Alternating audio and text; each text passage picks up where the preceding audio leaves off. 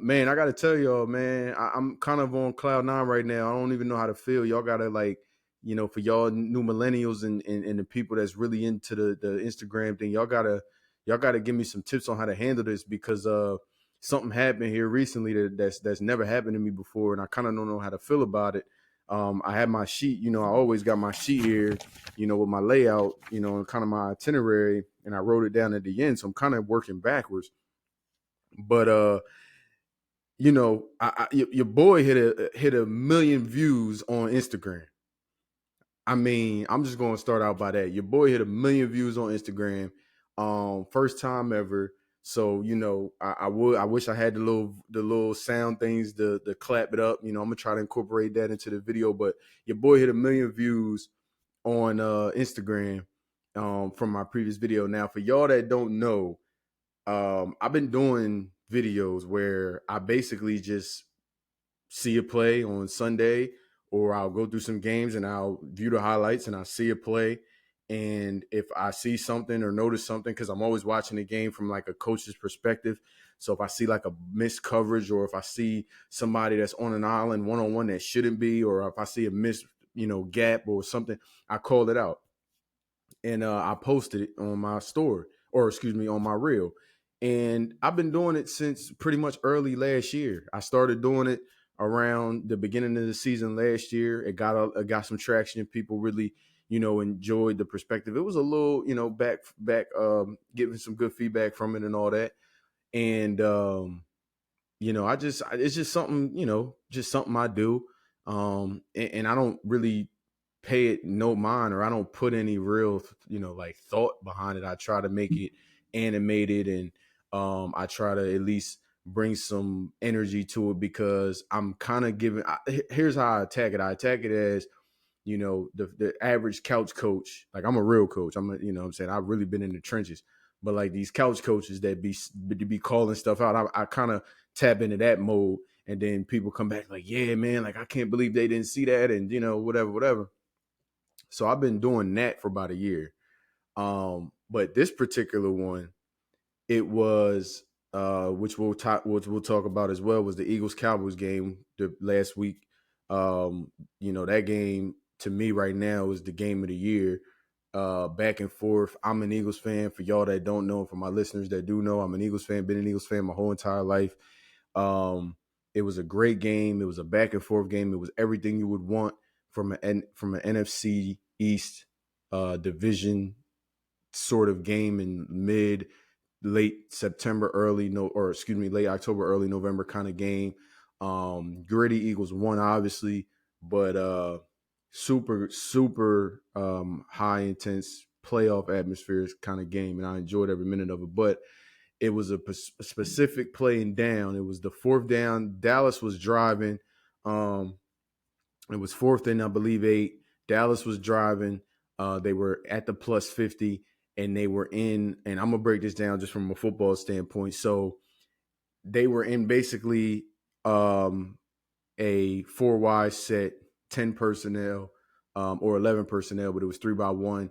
The Eagles were in their They were their fourth down defense. It was pretty much man across the board.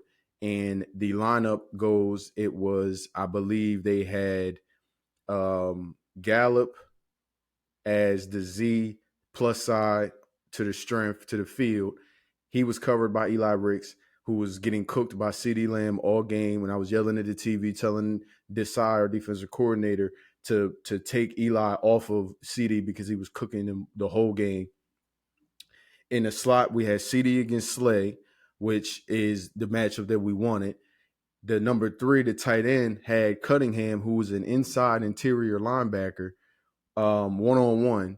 You had to the boundary, which is the short side of the field, you had I believe, I forgot his name. He actually caught a touchdown. I forgot his name, but he was in the boundary against Bradbury.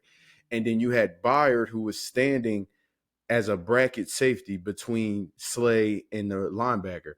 So I'm watching the highlights, and I didn't see this live. So I'm watching the highlights because I do that with almost all the Eagles games. And I see that the linebacker Cunningham whiffs completely. Like, didn't even lay a hand on ball. Like, a clean release from the tight end. They're running verts, It's 4 verts, which means that the outside receiver needs to hold the bottom of the numbers. And against man, he can pretty much take, if man is declared pre-snap, he can take any release he wants as long as he holds the bottom of the numbers. Number 2 is going to stay up the hash, so he's going to stay within about a yard or a yard and a half outside the hash.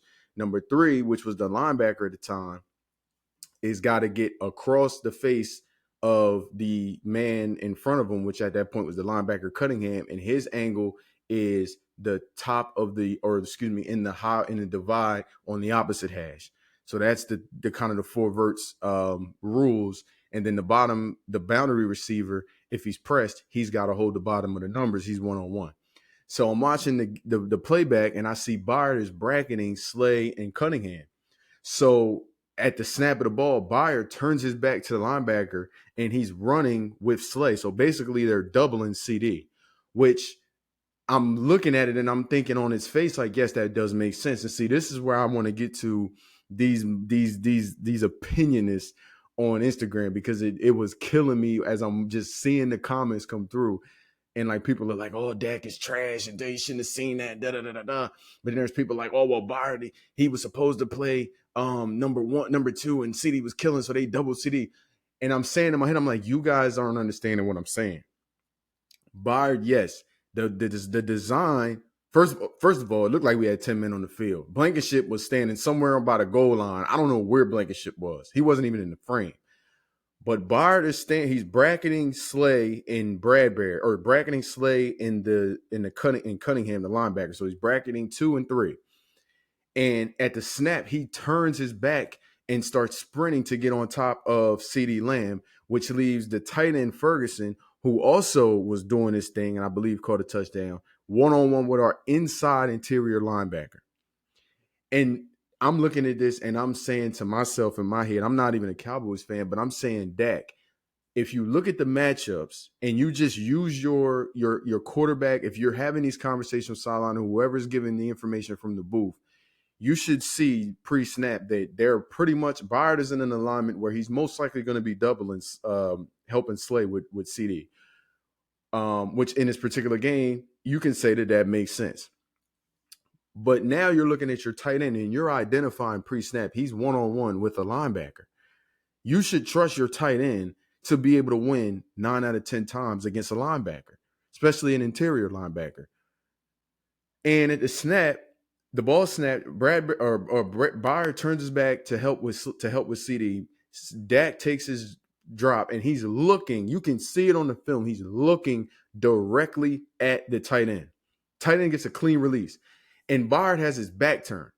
And Dak looks off the tight end to throw to the receiver in the boundary, who Bradbury, who was getting cooked all game. I ain't even gonna get into him. He ends up making the only play he made that whole game. So I'm looking at it and I'm saying, well, Dak, what about that matchup pre-snap that you didn't like? And my whole thing was Byard. I understand that because I'm going from a defensive perspective. I'm kind of coaching both sides of the ball. I'm saying, Byard, you're bracketing Slay and Cunningham. Slay is an all-pro corner. He's matched up against CeeDee Lamb. If he gets beat by CD, then he just has to answer those questions in the media, because we paid you that money. You can't, from Byard's perspective, Byard, you're a Pro Bowler. Now, I ain't saying you Ed Reed, but at that point, you gotta not be a robot. See, there's players, and then there's plays, and then there's players. You can't, you just gotta disregard the play and say, who. If I'm Byard, I'm saying, who would I shade more closer to? What I need to shade closer to and help my all-pro corner, or what I need to help my recently acquired new inside linebacker matched up with their tight end, who also has been getting off this whole game. If Slay gets beat, he gets beat. Yay, tip your cap, and Slay just has to answer them questions in the media. But I'm going to stay and I'm going to shade and help my inside interior linebacker to avoid what ended up being the inevitable, a clean release. And if Dak would have just stayed, if he would have kept his shoulders parallel to the line of scrimmage and kept his eyes down the middle of the field, Ferguson's walking in for a touchdown. Because I don't know where Blankenship was. He came in the screen late. I love you, Blank. But I'm like, boy would have called it a 10. You would have had to make a hell of a tackle. It was a touchdown. and I'm talking about now I posted that on Monday. Today's Friday, and I'm over 1 million views. I don't know how many shares. I don't know how many comments. I had to turn them off. I mean, it's just going crazy. So I don't know whether to say thank you to y'all. I don't know whether to, I mean, half of the comments was, majority of the comments was Dak is ass. And listen, Dak, if you see this clip, which you probably have because it's all over the world by now, you know what I mean? Hit me up, bro.